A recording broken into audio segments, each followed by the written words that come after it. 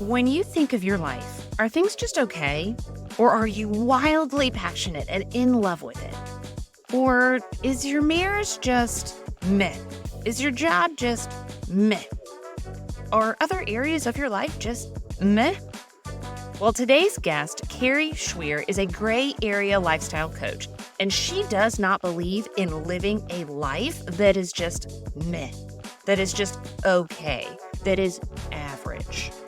Gray areas for Kari are much like sticky floors for me, but I want you to tune in and hear how she took her life from one big gray blob into a world filled with vibrant color.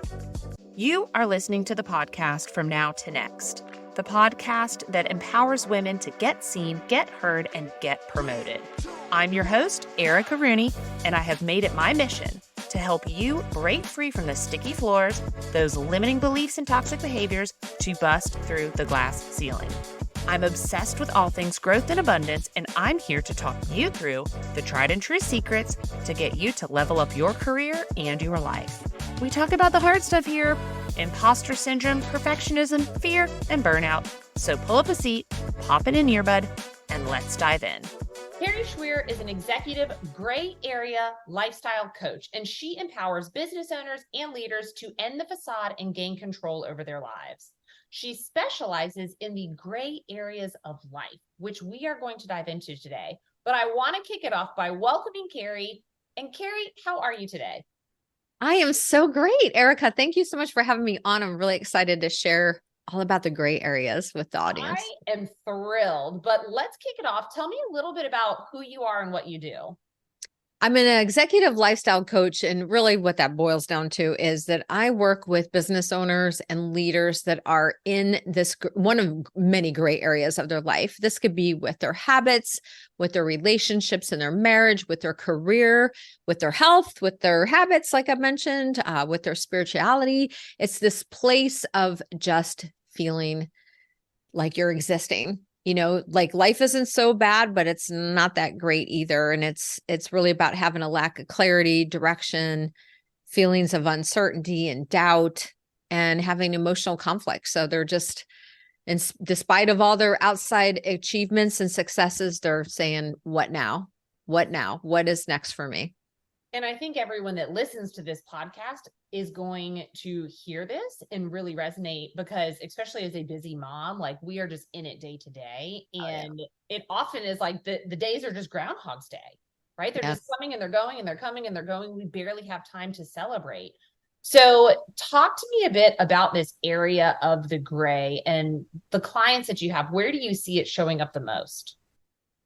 You know, well, when they first come to me, because I do speak so much about gray area drinking, which is my own story and my gray area marriage, they tend to be attracted to that. So most times it's within a habit. You know, hey, Kari, can you just help me focus on reducing my alcohol consumption or helping me with my relationship with alcohol? And then I'll be good. Right.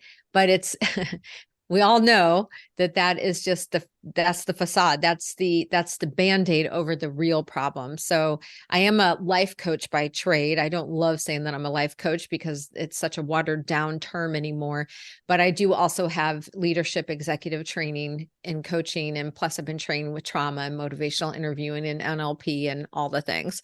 So I really spend a lot of time with my clients diving deep into what's really controlling them and what are the thoughts and the beliefs that are creating this identity for them and why they feel like they need to have a drink or something else to cope or escape from their day.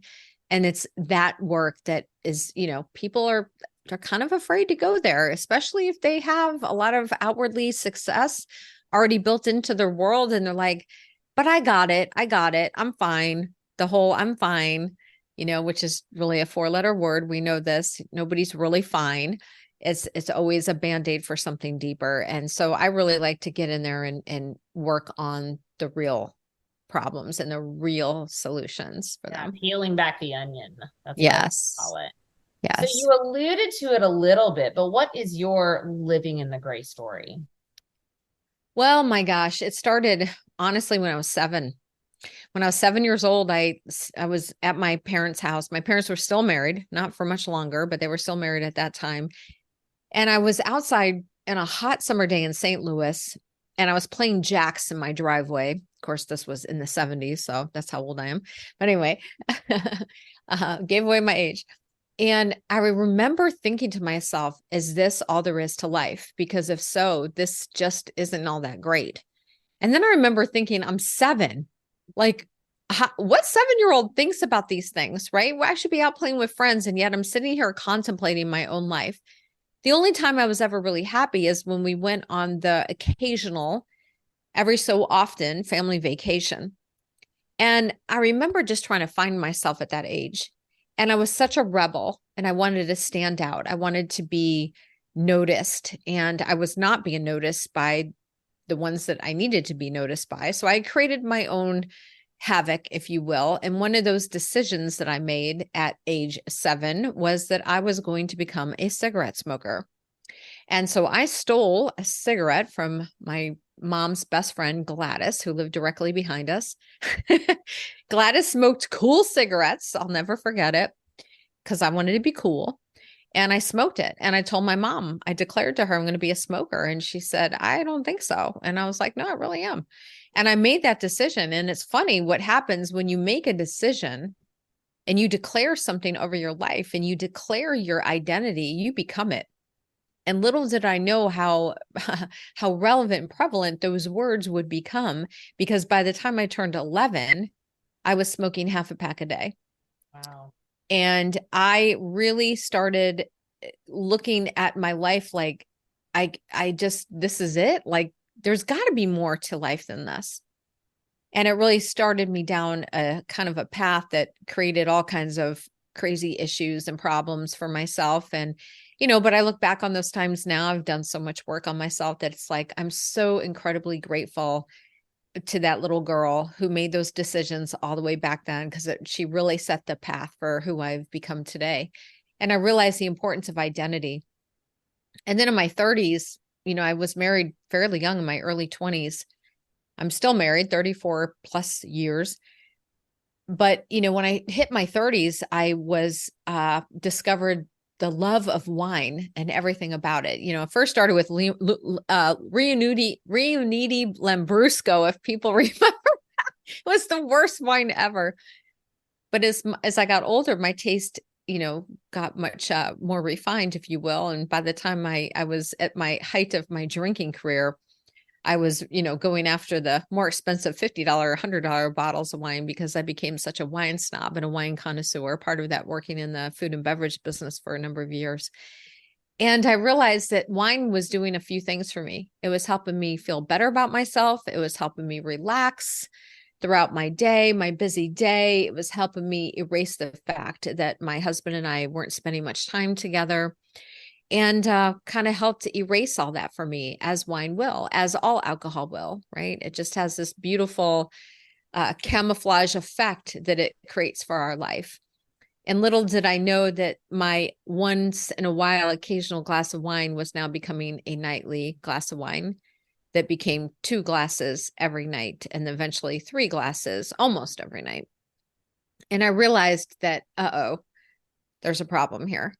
I think I am drinking a bit too much and probably need to do something about this. So in 2014, I had those little internal voices talking to me. I think you're drinking too much. How much is too much? I'm Googling. I'm an alcoholic. What does that even mean? Oh my gosh. Like, how do I fix this? What do I do? And I was in a pre-contemplation stage. I was not ready to address my relationship, but I was having those internal questions. That lasted 2 years. In 2016, I had my own enough. The day had come, and that was just a day of me drinking all day. It was 4th of July, 2016, came home trashed. My older son, or my younger son at the time, who was 23, said, wow, Mom, you're super trashed. You must, really had a good time at this party. And I responded back with some words that no mom should ever say to their kid, a lot of it profanity.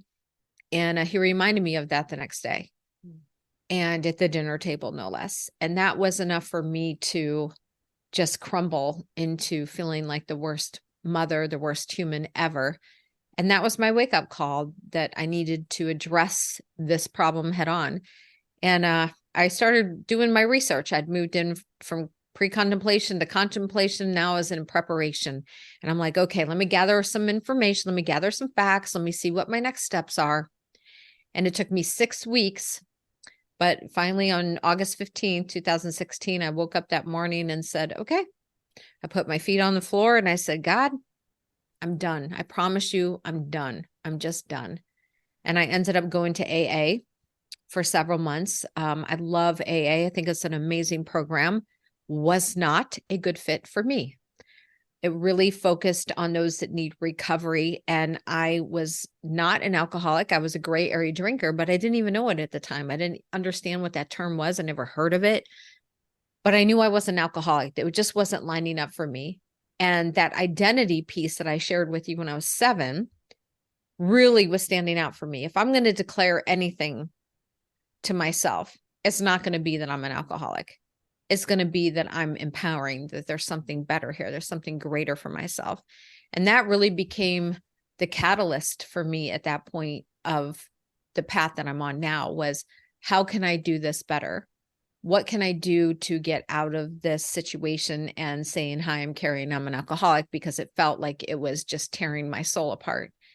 And I ended up working with a coach, and that coach is the one who really helped see the truth, helped me find my real self, helped me reshape my identity. And he ironically said at that time, I was making 6 figures at a job I loved. And he said, you know, Kari, I think someday you're going to be a coach yourself. I think you're going to start your own business. And I think you're going to share your story with the world. And I busted out laughing and said, hell no. Like, you're smoking crack, dude. That's never going to happen. Little did I know he was right. And here I am over 5 years later doing my thing. Doing the damn thing. I love it. Okay. So you said gray area drinker. What does that even mean? So a gray area drinker is someone who is more than socially drinking, but not severely abusing alcohol. They are abusing alcohol to the point where they fall into alcohol abuse disorder in the mild category, sometimes even into medium category. And the National Institute on Alcohol Abuse and Alcoholism states that there are 3 categories of alcohol abuse disorder: mild, medium, and severe. And when you get to the severe part, right, you no longer have a choice. You no longer have a choice. And for gray area drinkers, this is the biggest delineation of what I can share, is that it is still a choice when you are a gray area drinker. You have the ability to choose to not drink or drink. When you become severely abusive to alcohol or with alcohol, you no longer have that choice. You have to be able to drink in order to survive a day, right? So there's variations of gray area drinking. It's such a wide spectrum, Erica. About 50% of the population that consumes alcohol may be in this gray area. It's huge. And so while somebody might say, but I only have a couple glasses a week, that's great, right? When we get to the place of binge drinking, like, I don't drink all week, but on the weekends I might have, 4 or 5. Well, if you're doing that in less than a 2-hour period, that's binge drinking, and you are abusing alcohol, period. They state, the National Institute on Alcohol Abuse and Alcoholism, they state that for women, you can drink up to 1 standard drink per day. For men, it's double that. It's 14 drinks for them. It's 7 for women. But we're talking a standard drink here. Right. So let me give you an idea. Wine is 5 ounces. That's a standard drink. So that means if you're drinking 6 ounces every day, then you're abusing alcohol, right? And let's be honest, when I was drinking, I wasn't pouring just 5 ounces of wine. Oh, hell no. I was pouring closer to 8 or 9 ounces, saying that was 1 glass. Drinking 2 of those, there's 4.5 glasses of wine in a standard bottle. It's 24.5 ounces for most bottles of wine. So now you're looking at, you drink a whole bottle of wine and on the weekends, and, there you go. You do that a couple times a week. Yeah. So it's very easily done, where you get into that abuse category. And this is where it becomes sticky.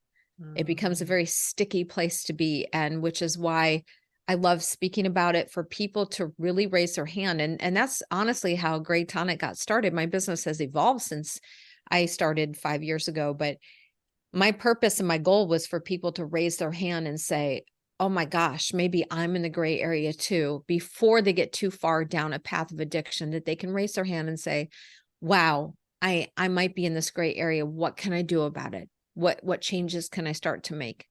And that's really my specialty. My zone of genius is in that gray area. I think it's so powerful to give people this option of saying it's not working for me before it is truly problematic, like life endangering problematic, because it seems to me like there's either like you drink and you're good and rock and roll, or you have a problem. And there's no in between, which is the gray area. There's none of that. And I think that makes it really hard for people to say, maybe this is not for me. That's right. And, you brought up a really good point that society for a very long time has dictated to us. It is very binary. You either have a problem or you don't. You're either an alcoholic or you're not. And that is so far from the truth. We do have a lot of gray area drinkers among us. And here's what I'll share. If the listener, you are saying to yourself right now, wow, she is speaking directly to me right now. I'm feeling this little something inside my belly right now, and it's hitting me in the gut. Then you probably have a problem. If you think it's a problem, it's probably a problem. And it's the time for you to start really tuning into those inner voices and asking yourself, at what point am I going to allow this to continue? And am I willing to address this before it becomes an issue? And the problem with the gray area, I mean, there's good and bad, right? The problem is nothing bad has happened. Most gray area drinkers never have a rock bottom. They don't have something that forces the change. Sort of like with me, my son didn't force me to change. My conversation with him, feeling so incredibly embarrassed and ashamed and having the massive amounts of guilt with that, is what provoked me to finally make that change. But those voices were there for 2 years. Right. For 2 years, I let that seed cultivate. And finally, it was ready to be dealt with. And so my message has always been, if I'm just planting a seed for somebody, if that's all I'm doing for someone right now listening, then awesome. And if you want to take it a step further, what does that look like? There are definite ways that you can really attack this. And maybe you're not even ready to attack it. Maybe it's like, let me just dip my little teeny pinky toe in the pool and feel what this might feel like. There's options for you. And I just ask that you pay attention to those. That's it. Now, earlier you had mentioned like gray area marriages. And I think that's something I also want to hone in on, because I work with so many women and have talked to so many women that are like, well, yeah, this is just the stage of life we're in, right? Like they attribute it to something else. Yeah. But what do you see in these gray area marriages? Yes, that's just the stage we're in. Oh, that's such a common phrase, right? We're feeling like roommates. We're kind of drifting apart. The kids are out of the house now, or the kids are so busy and our life is surrounded around the kids and all that kind of stuff. I hear it and see it all the time. That is for sure a gray area marriage. And anytime you start to feel disconnected from yourself, your partner, your career, you're in a gray area. It's that disconnect. It's those internal struggles that you have within, that you're saying to yourself, again, it's not that bad. It's not like, I want a divorce. Like, I'll keep him around, he's all right. But there's not this deep desired love for each other anymore. It's like, your roommates that have sex maybe once every 2 weeks, right? Yeah. If that. So it's definitely when you get into that rut of the old familiar and you're not really having a conversation. And that's where Rob and I, my husband, Rob, found ourselves 4 years ago. It's only 4 years ago. It seems like forever ago now, but 4 years ago, in our 30th year of marriage, I'm the one who initiated it. I'm the one who said, hey, we're not good. And if this is what the next 30 years is going to be like, I don't want it. We got to make some changes, and we got to make some serious changes, because at this point, our kids had moved out. My youngest went off to college. My oldest moved out the same weekend with his girlfriend, now wife. And all of a sudden we're empty nesters, and we're going, holy cow, like, what do we do? And we did pretty well there for the first year or two, but then we started, he got busy with work, kept his head down. I was only a year into my own business. And, I was so rich with ideas and excitement and energy. And he didn't want to hear it because his job was super stressful and hard. And when he came home, he just wanted to chill. And I'm like, hey, honey, guess what happened today? Blah, blah, blah, blah. And he just didn't want to hear it. And we just started drifting off. And so I recognized, not only was the communication off, but I was no longer really attracted to him. And I don't know if he was all that attracted to me. We both had started gaining a little bit of weight. We were not really focusing on each other. The communication definitely was not there. And when I told him, I don't want this, if this is what it's going to be like, it rocked his world. And we dug deep and we worked on each other for 5 months. We never saw it. We did speak to a friend. I mean, I'm a coach, right? So I have tons of coaching friends. So I did speak to one of my coaching friends that does coach couples. And we talked with him once and just started getting some basis for ourselves.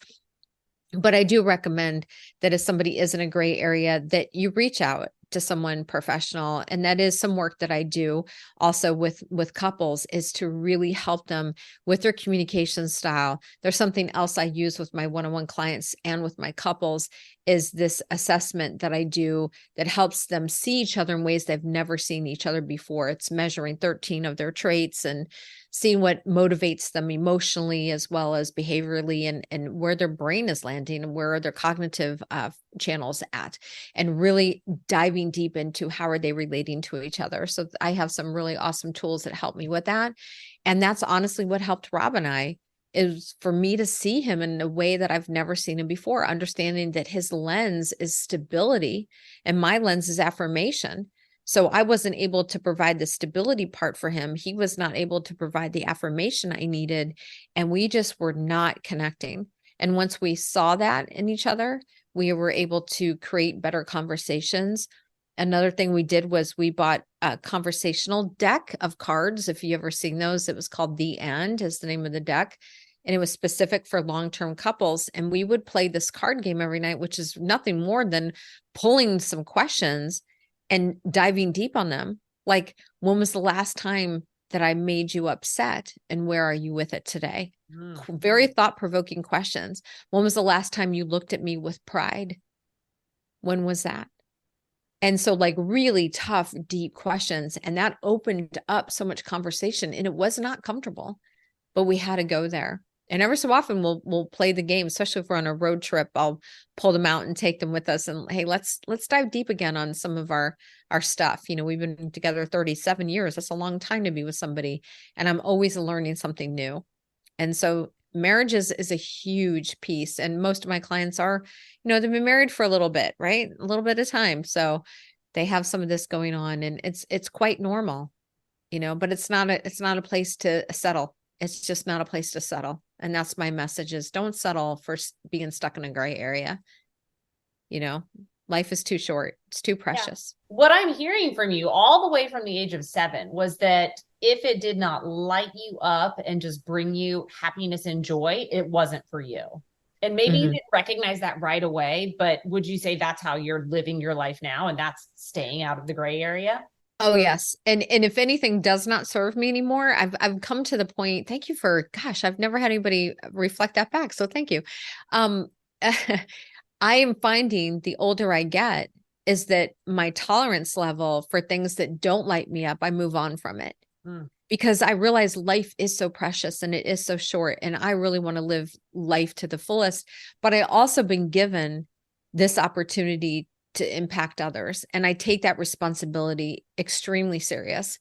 And so for me, this is a gift. This is a privilege that I've been provided to help others, which is my whole life has been a complete setup. Everything that I've went through in my life has been this massive master plan of a setup for me to do this work. And I realize, not everybody can see the gifts from their past, but really reconciling those inner thoughts and the past trauma and all of that to be where I am today has just been an incredible journey. And it's like, I'm not wasting 1 minute of it. So if something doesn't light me up, I'm moving on for sure. So when you think about these shades of gray, I imagine that sometimes it's like a continuum. It shifts perhaps, right? So like if you shift out of the gray, does that mean you're good? You're never going to shift back into the gray, or No. We will always have a gray area. That's the thing. So even now, like right now, I will say that I'm in a slight gray area with my weight. I had gotten down to a great place, and the past month has been really stressful with some bigger projects and client work that I've been working on, retreats and things like that, that it has been stressful that I have not been prioritizing my food and my training. I have a personal trainer that I work out with. I still go, but I'm not as tight as I want to. So that has become a gray area. And also, a couple months ago, I started shifting a little bit and pivoting my focus inside of my business. And so for a while there, I was like, okay, which direction do I want to go? And there was a little bit of a gray area there. So we always will have a gray area somewhere that we're working on. So unfortunately, I'd like to say, no, you're always perfect and you're always in living color, but that's not always the case. There's usually one area, whether it's with your purpose that you have for yourself in life, it's in a relationship that tends to be probably one of the biggest ones, your habits, your health. That's, health and habits is huge. Mindset.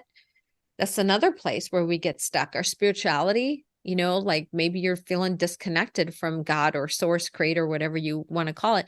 Maybe you're just asking all these questions. We got a lot of unrest going on in the world right now. So maybe it's, like, gosh, do I even believe that there's anything protecting us? And why should I? And maybe you're turning an eye, a blind eye to that.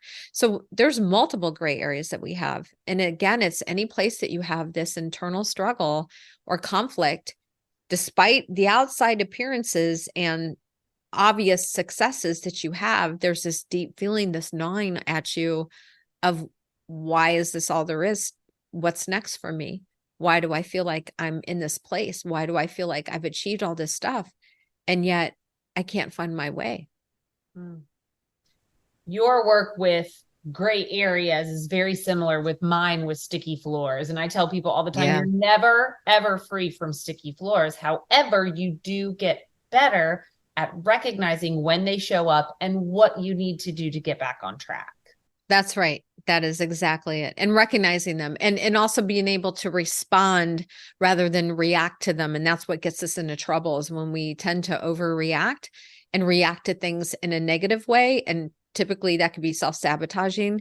And that's what gets you into trouble, instead of responding with curiosity and approaching things with a childlike manner of, how did this happen? What can I do to address this now?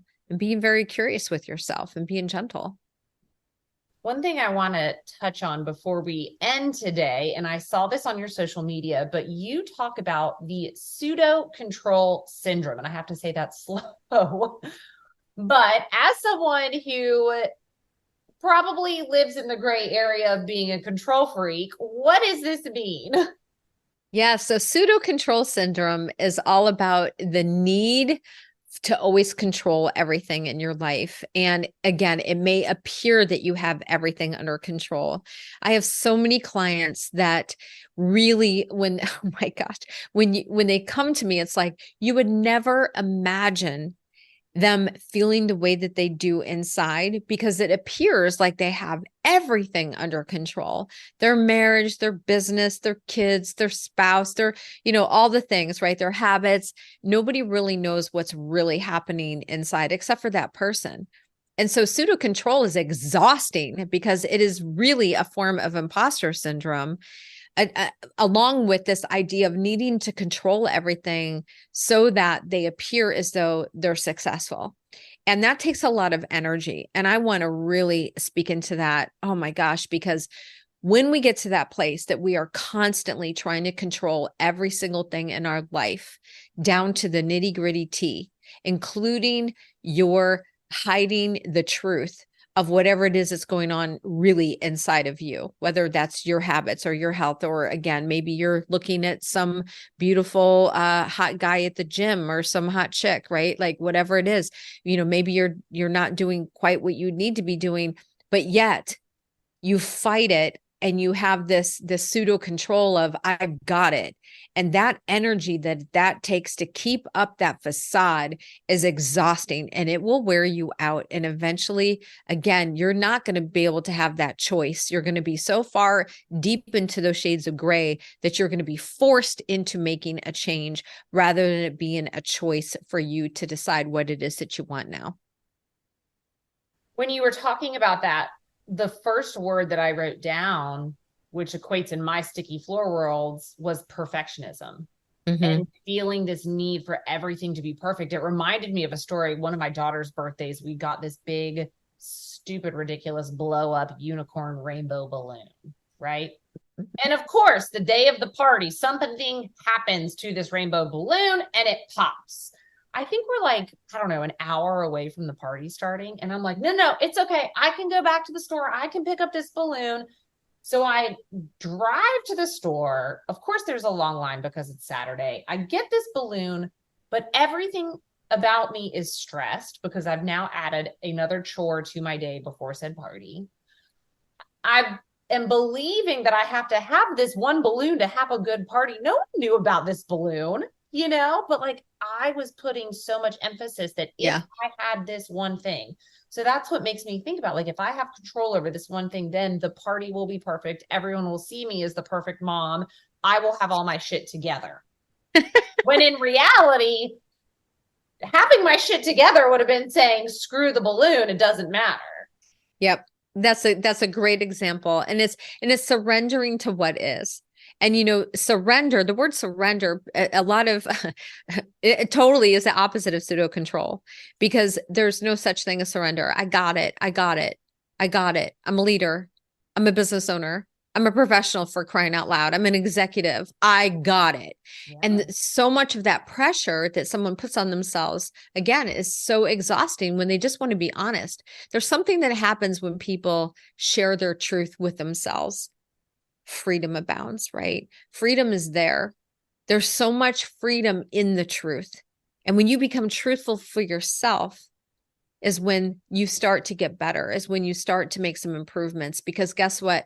The truth is always going to set you free. And I know that's like such a cliche, but it is so true. It like takes off the bondage. Remember when I said, my coach said to me, and you're going to share your story with the world? I was like, dude, you are so crazy. That's never going to happen.